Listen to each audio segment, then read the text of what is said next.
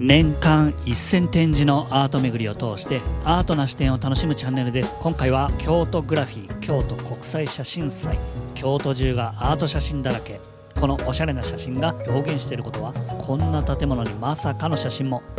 有名ミュージシャンや命がけの写真以外のアートやおすすめグルメも。チャンネル登録お願いします。さあ、京都駅に来ました。徒歩10分、東本願寺へ。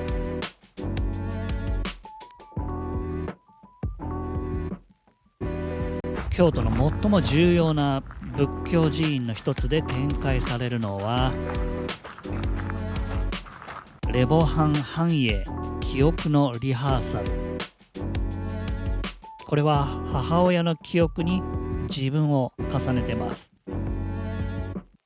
他にも個人史、家族史のようでありながら、南アフリカ共和国の歴史とかポストコロニアル、つまり脱植民地化後の物語の中にいるような感じ。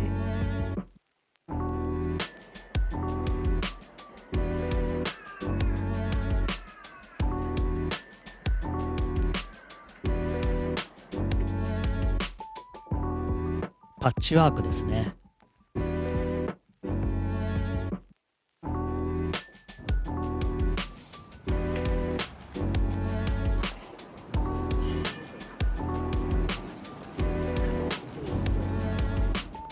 徒歩7分。ここはかつて学生寮だった建物。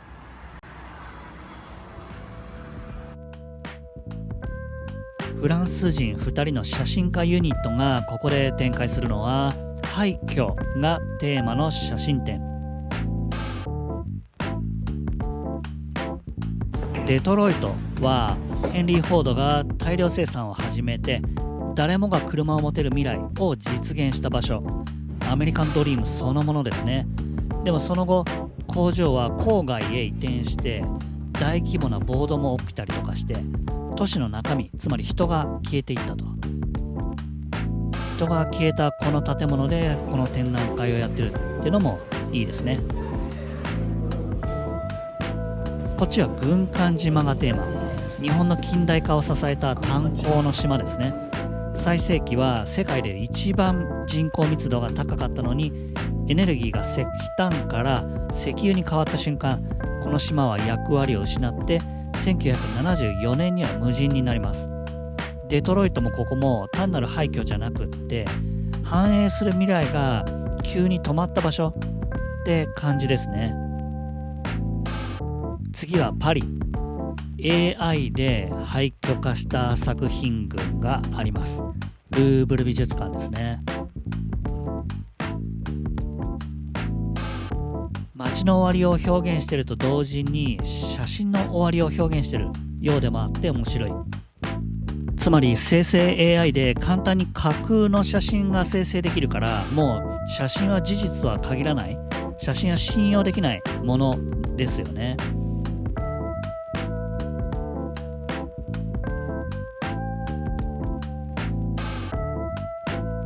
今年の京都グラフィーのテーマはエッジなんだけど、この展覧会では写真のエッジ、つまり瀬戸際、終わりの始まりみたいなことを感じるかな。 AI で簡単に写真が作れちゃう時代なわけで、写真が事実とは限らない。じゃあ写真とは何なのかっていう。そして屋上の小部屋にあるのは京都。紹介した以外にもたくさん写真あります。さて、電車と徒歩で16分、京都グラフィーではおなじみのギャラリーへ。江戸時代に糸の輸入と酒造で栄えたこの島台は登録有形文化財に指定された町屋で、現在はギャラリーとして活用されています。アントン・コービン、人気ミュージシャンの写真がずらり。ブライアン・イーノやデビッド・ボーイ、マイルス・デイビス、あとコステロもあります。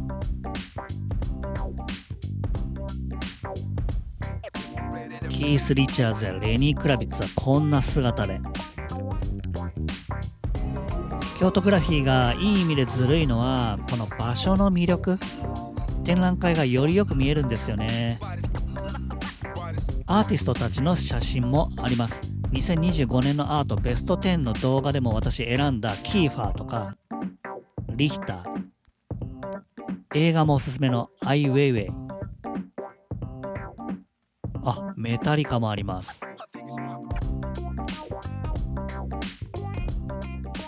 紹介した作品の倍くらいはありました。さてランチ迷ったんですけど、何年か前に来たこの店へ。ここ水じゃなくて炭酸水出てくるし、1200円でピザとサラダ、コスパいいですね。美味しいです。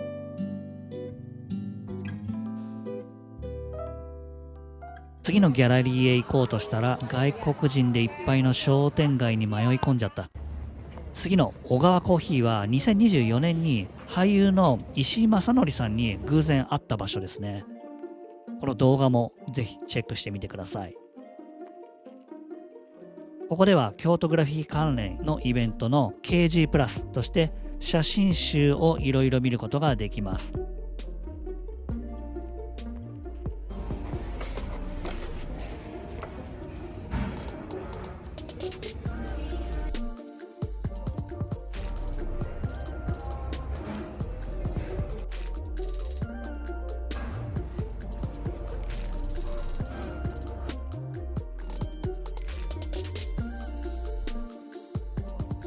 座ってコーヒーを飲みながら写真集を楽しむこともできます。近くに好きなギャラリーあるので行ってみます。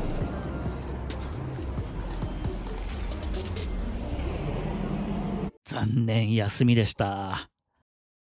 母と娘が服を入れ替える写真展やってます。さてさて、ここも会場がいいからいい思い出ばかり。今回はどうでしょうか。今回はイギリスのアートシーンにおいてフェミニズムの先駆者でパンクの精神を体現してきたリンダ・スターリング。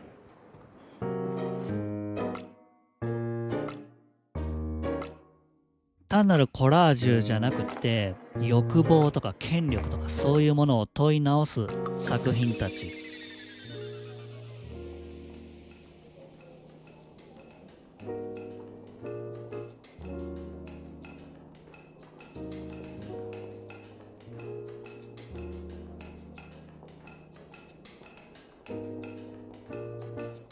インタビュー映像もありましたが少しだけ見て次へ。徒歩7分、今田屋源兵衛へ。ここ江戸時代から続く帯の会社で開催されているのはタンディウェ・ムリューの展覧会。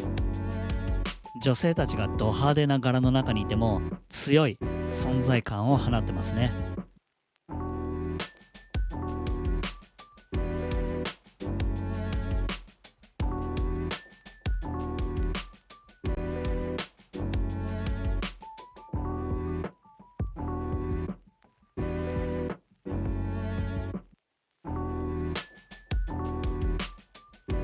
作家が京都に滞在して制作した作品もありました。これはこの後別の意外な場所でも出てきますのでお楽しみに。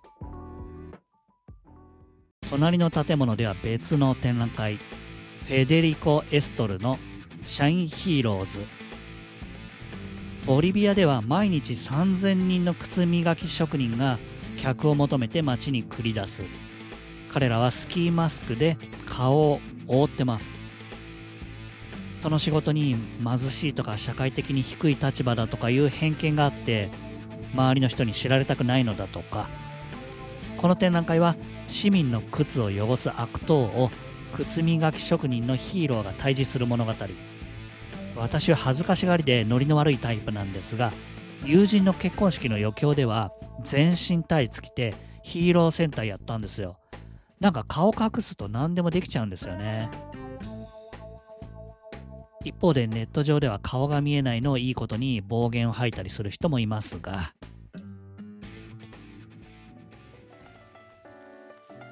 近くの大人気パン屋さんアマムダコタンへ。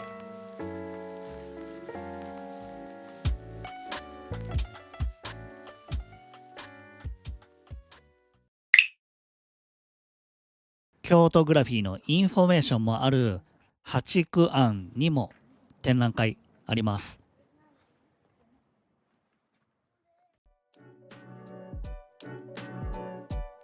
ここで開催されているのはガザの目と呼ばれたファトマ・ハッスーナの展覧会。彼女はガザに閉じ込められ、イスラエルによる爆撃下にありました。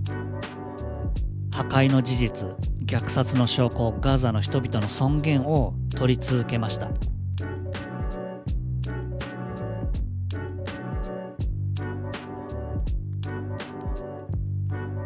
彼女は25歳になったばかりのある日、イスラエル軍による空爆で家族と共に殺害されました。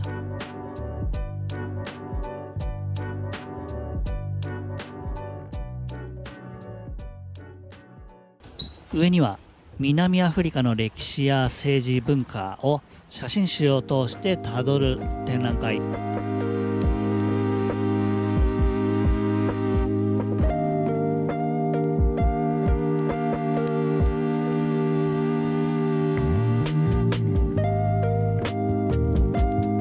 今回の京都グラフィー、南アフリカをフィーチャーしてるみたいです。さて、電車と徒歩で25分、夕日祭講道館へ。私立大学の先駆けみたいな場所らしいです。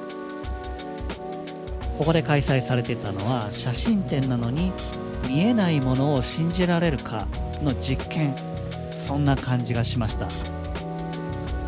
物理学では岩石がどれだけ磁場に反応するかを測るんだそうです。この作品は石の感受性っていうタイトルで面白いですね。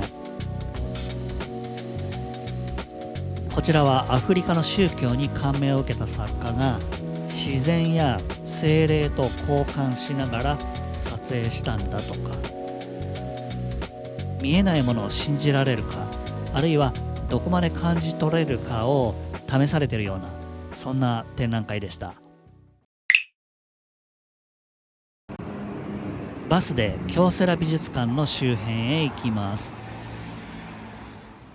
このカフェでも展覧会よくやってたんだけど、最近はどうなんだろう、やってんのかな。その隣の MTK コンテンポラリーアートへ。ここは京都グラフィー関係ないですけど、好きなギャラリーです。今回は It Takes Two、 数字の2がテーマの2人展。お二人とも過去に作品見たことあるんだけど、前とは全然違って興味深かったです。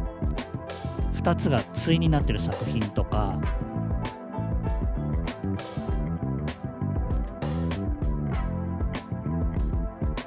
立体な作品も、2人で話し合って作るから生まれる作品っていうのがあるんでしょうね。さて、徒歩4分、京セラ美術館に来ました。ここでは京都グラフィー関連の展覧会が3つもやってます。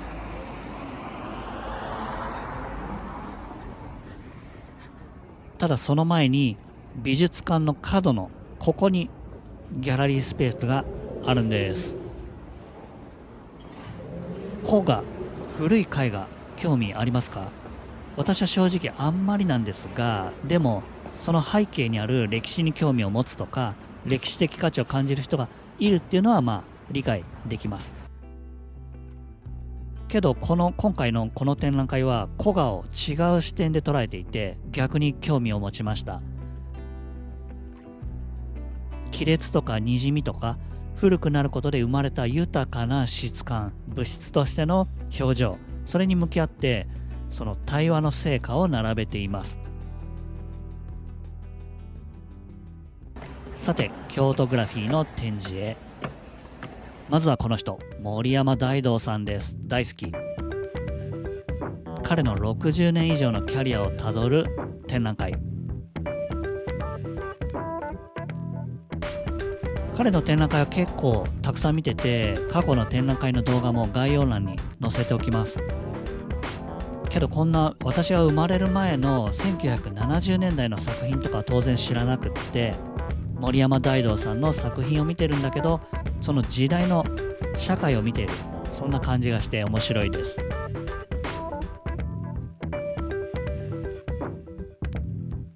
なんかおしゃれぶってモノクロにしてるんじゃなくって、リアルにこの時代はモノクロだったんだよなとか、当たり前のことを思ったり。けどやっぱ森山大道さんの作品っていうと、光と影の強いコントラストやざらつい質感とか、そこから感じられる生々しいリアリティがいいですよね。カラーの作品は実はそんなに見たことなかったかも。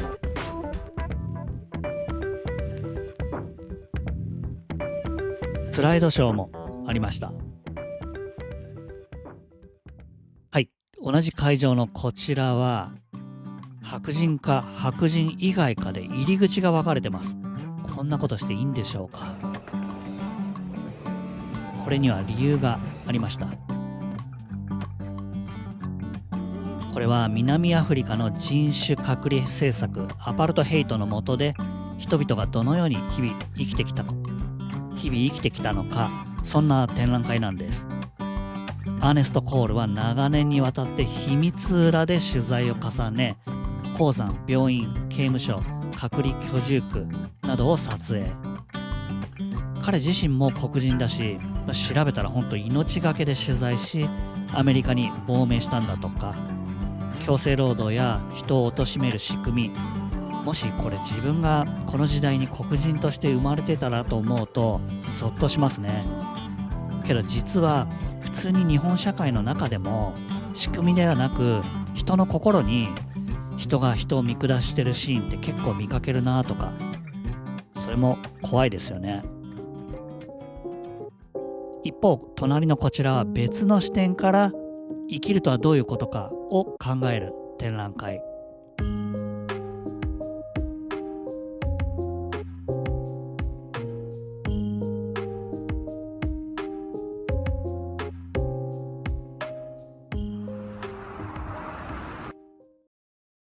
さて徒歩4分、松田翔英さんの展覧会に来ました。巨大な絵文字とかキャッチーな作品のイメージですが、そこにユーモアとか批評性があって面白いですね。まずこれどうですか？どんな風に感じますか？チャット GPT の画面に自分が映るっていう、人間なのに AI みたいなことしてないっていう問いをまず思いました。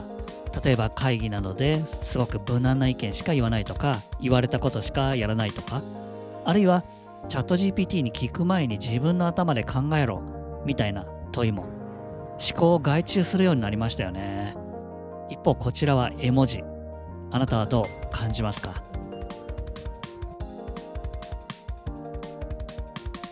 これは私は空虚な感じがします。例えば SNS とかで泣ける泣いたみたいなコメント見ると絶対泣いてないよなとか私は思ってるんですけど、この作品は中が多分空気だし、なんか空っぽな感じがします。これも面白いですね。どう感じますか？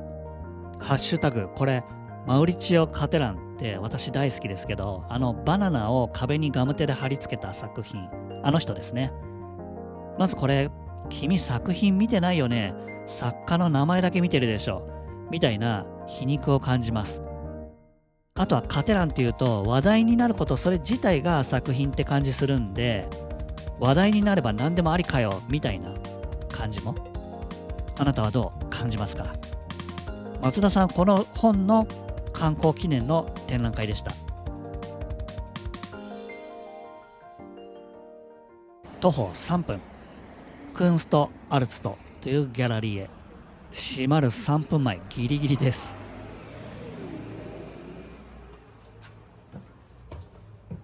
古い洋雑誌をモチーフに独自のコラージュを展開する吉田佐和子さんの展覧会です。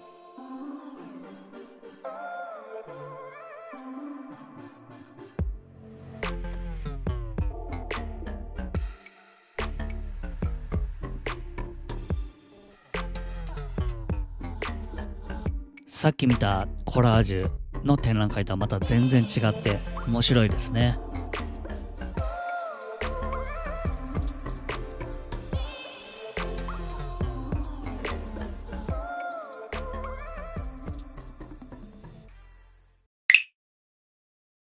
さて次は祇園へ。時間がないのでループで来ました。ここで開催されているのは福島敦さんの展覧会。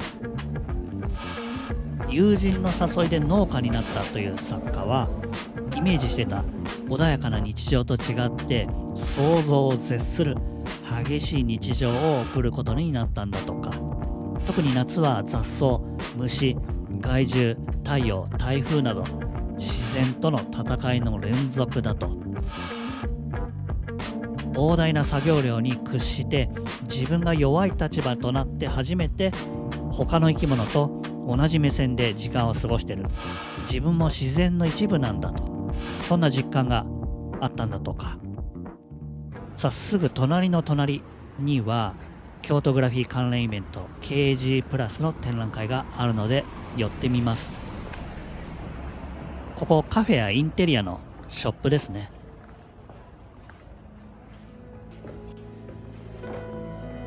アフリカ最大級のスラムの生活を撮ったもの。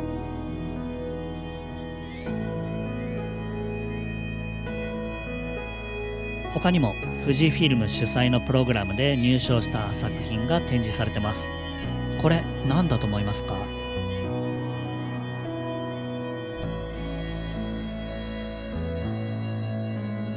宝石かと思ったらマイクロプラスチックでした。プラスチックの環境汚染を捉える安西剛さんの作品です。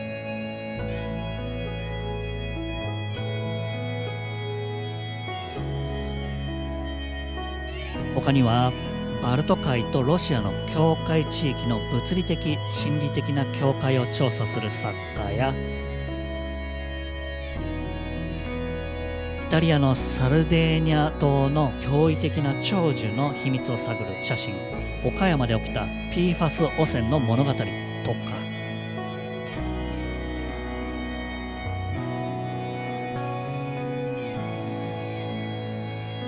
あと絶滅しかけたラッコの誤解を解くプロジェクトとか、ドラァグクイーンの物語も。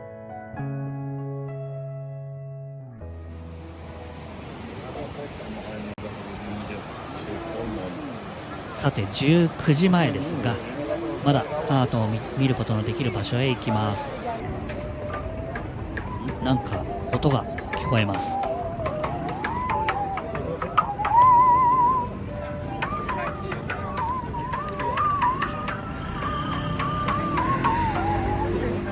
いろんな人がいるな。さてここの4階のギャラリースペースへ。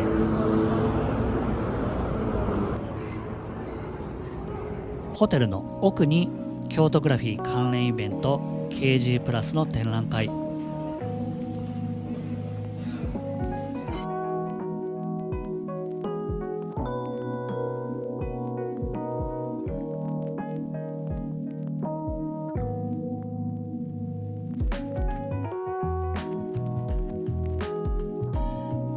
写真と廃材の組み合わせですね。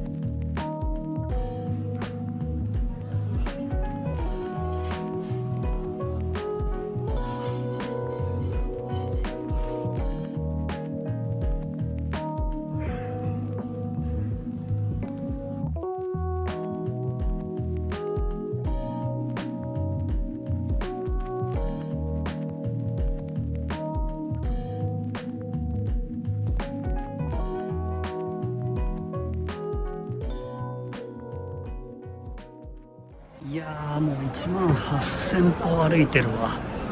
けど最後蔦屋書店見ていきます。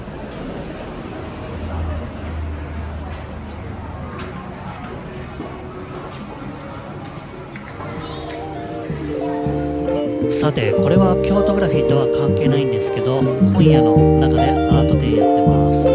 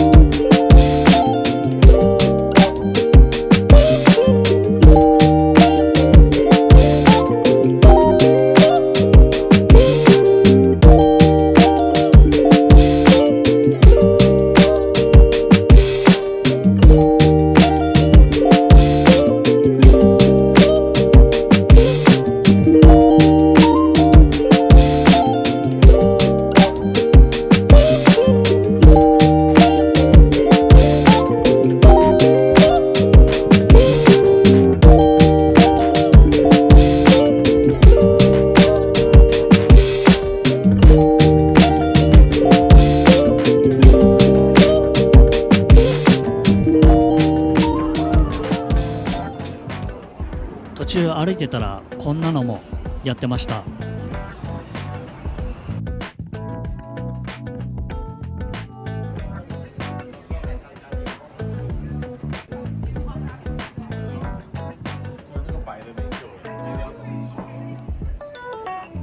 中でもいろいろやってるっぽいんですが時間がないので次へ。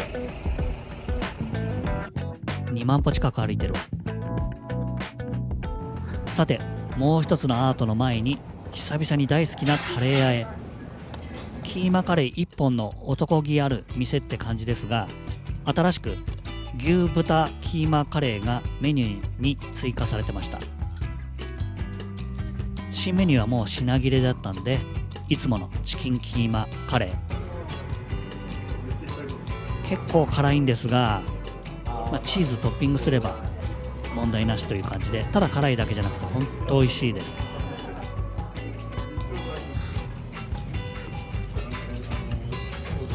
いやーうまいわ。外国人もいっぱいです。結構時間に余裕がある時に行くことをおすすめします。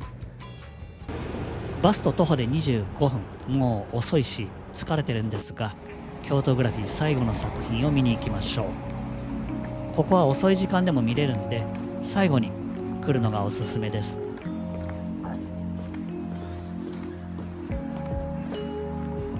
別の会場でも見たタンディウェ・ムリューの展覧会の続きですね。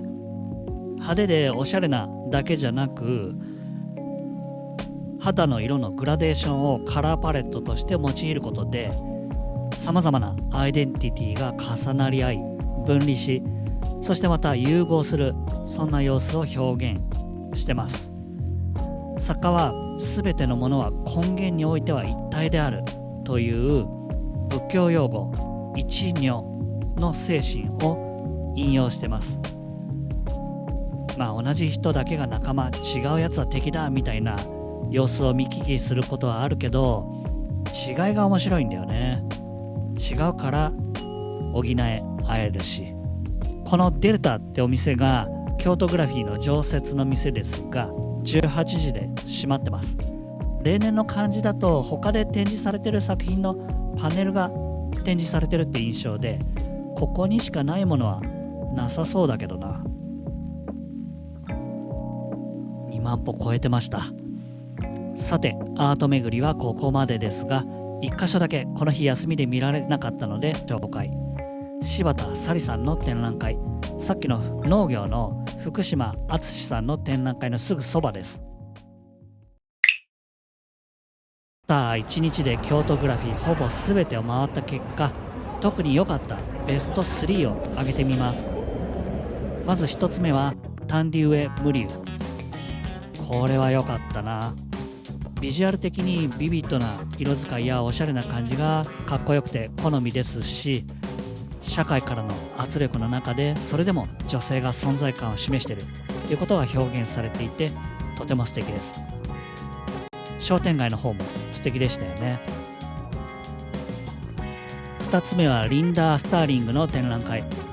これは会場の雰囲気もいいし、偶然にもこれも女性の抵抗というか女性のプレゼンスを感じるものでした。最後3つ目はこの植物に覆われた建物の中での廃墟の写真展。場所と内容が合ってるし、廃墟かっこいいとかだけじゃなくていろいろ考えさせられました。別の視点で紹介すると、タイパがいい会場は京セラ美術館。ここだけで京都グラフィーの3つの展覧会を見ることができます。森山大道さんとか良かったですね。あとはやっぱりガザの写真は見てほしいかな。